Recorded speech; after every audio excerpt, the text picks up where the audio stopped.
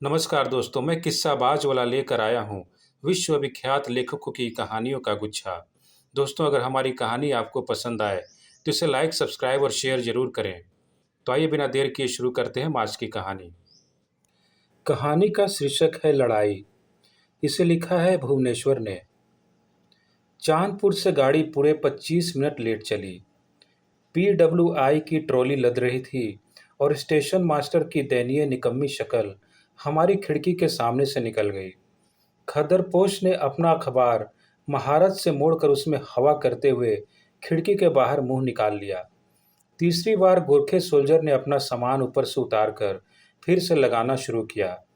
ऊंचे ऊंचे फौजी बैग जिसमें ताले लग सकते थे, पीले बेल बूटों वाला ट्रंक जिसके बेल बूटे मैले हो चले थे, चमड़े की पेटियों से बंधा हुआ बिस्तरा और नेपाली टोकरा।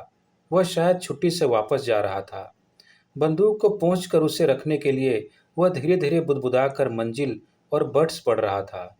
वह बंदूक इस तरह थामे था जैसे कोई दरिंदा हो जिसे जैफी ने पालतू बना दिया है।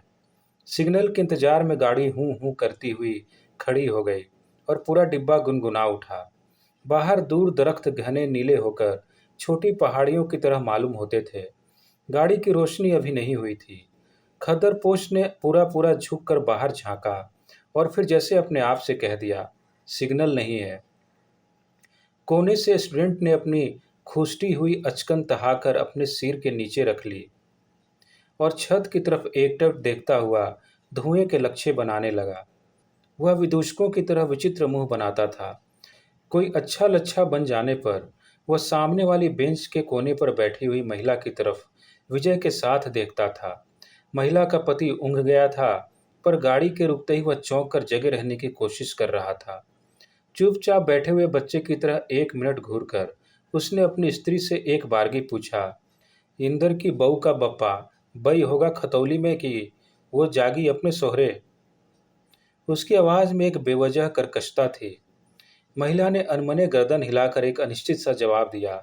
गाड़ी चल दी और वह पूरे पूरे पैर साड़ी से ढककर बाहर झांकने लगी। खद्दरपोश ने जम्भाई ली और अंगूठियों वाली उंगलियों से चुटकी बजाई। चट छट छट। स्टूडेंट का सिगरेट खत्म हो चुका था और वह अपना पर्स निकाले उसके अंदर उंगलियां डाले गिन रहा था। अंधेरा ज़्यादा हो गया था और बत्ती अब तक नहीं जली थी। पर्स को जेब में रखते हुए स्टूडेंट ने कहा, चोर हैं साले चोर। खद्दरपोश ने उसकी तरफ देखा और महारत से मुस्कुराकर फौरन मुंह दूसरी तरफ कर लिया। बाहर से अंधेरा जैसे बहकर डब्बे में आ रहा था। लोगों के चेहरे फीके पड़ गए थे। सोल्जर ने अपना बिस्तरा बिछा लिया था और अब फट फट फट उसकी शिकने मिटा रहा था।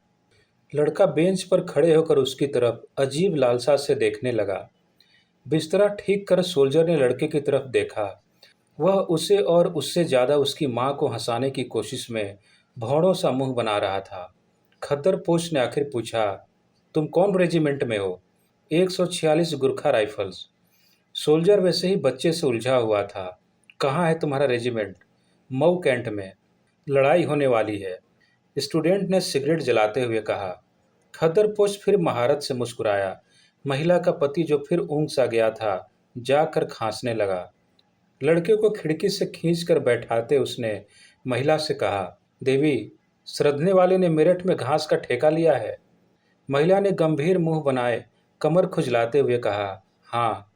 सोल्जर बोल रहा था, वह हाल में पेंशन पा जाएगा। मैं था दरबार सिंह की रेजिमेंट में। दरबार सिंह वही जिसे विक्टोरिया क्रॉस मिला था। महिला के पति ने कहा, लड़ाई हुई तो देवी बन जाएगा बड़ा साहब। सबसे बड़ा कर्नैल मेहरवान है जो। महिला ने जंभाते हुए कहा, अब लो फौज का ठीका, मजा तो अब है। सोल्जर अपने छोटे छोटे पीले झुर्रीदार हाथ हवा में फहराकर कुछ कह रहा था। इन्हीं हाथों में सन 14 में 4 राष्ट्रों ने एक राइफल थमा दी थी कि वह अपने ही जैसे 2 हाथ पैर वाले जानवरों का शिकार करे। महिला ने कुछ चमक से भर्त्सना की। डले धरे हैं इस गांधी जी की गर्दी में। गांधी ने तो अपनी मीलें खड़ी कर ली। बच्चा डिब्बे भर में घूम घूम कर खिड़कियों को बार बार गिन रहा था। खद्दरपोश ने उसे अपने सामने से हटाकर महिला की तरफ देखा और फिर महारत से मुस्कुराया। स्टूडेंट ने जोर से कहा, लेकिन तुम किस लिए लड़े थे? तुम्हें क्या पल्ले पड़ा? चमकीले बटन, मुर्दे के तन से उतारी हुई वर्दियां, गर्मी, सुजाक वाली बदचलन नर्सें।